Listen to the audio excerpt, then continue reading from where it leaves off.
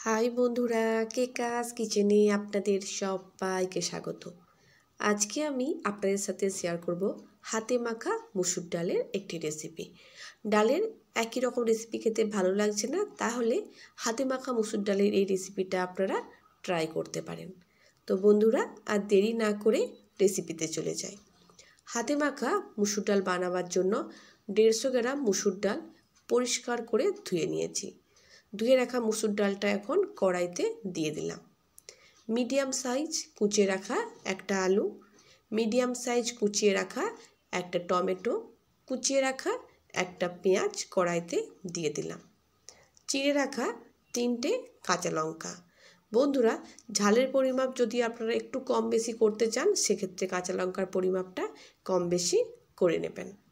1 table spoon লবণ add করলাম, 1 table spoon জিরে গুঁড়ো, আর খুবই অল্প পরিমাপে একটু হলুদের গুঁড়ো অ্যাড করলাম সুন্দর একটা কালারের জন্য। 2 টেবিল স্পুন সরষের তেল। অবশ্যই চেষ্টা করবেন সরষের তেলটা দেওয়ার, এতে খুব সুন্দর একটা ফ্লেভার আসবে।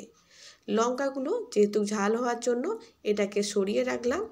আলু, পেঁয়াজ, টমেটো খুব ভালোভাবে ডালের সাথে মাখিয়ে নিচ্ছি। একটু সময় নিয়ে ডালটা ভালোভাবে মেখে নিতে হবে। যত ভালোভাবে ডালটা এভাবে মেখে নেবেন, হাতে মাখা ডালের স্বাদটা কিন্তু ততটাই বন্ধুরা ভালো আসবে। তাই সময় নিয়ে আলু, ডাল, পেঁয়াজ সমস্ত কিছু একসাথে মাখিয়ে নিলাম।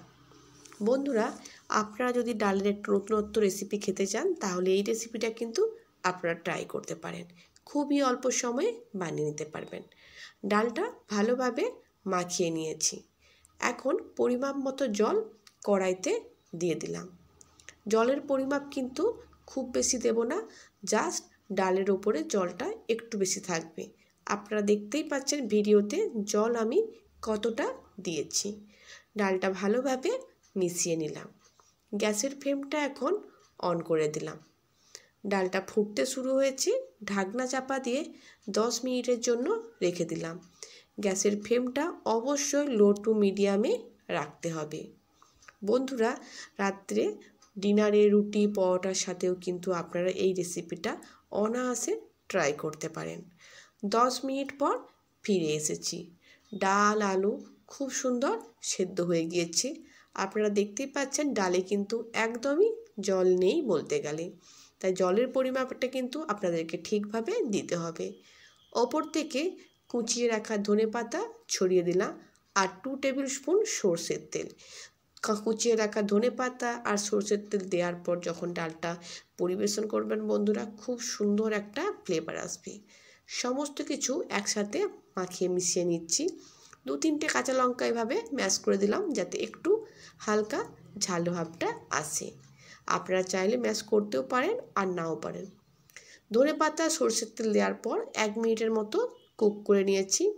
ডালটা কিন্তু এখন একদম রেডি বন্ধুরা। গ্যাসের ফ্লেমটা অফ করে দিচ্ছি। ডাল কিন্তু একদমই বেশি রস রাখতে যাবেন না, সেক্ষেত্রে একদমই ভালো লাগবে না। গ্যাসের ফ্লেমটা অফ করে দিয়েছি, ডালটা এখন নামিয়ে নিয়েছি। বন্ধুরা, আজকের মতো বিদায় নিচ্ছি। নতুন কোনো রান্নার ভিডিও নিয়ে আবার হাজির হব।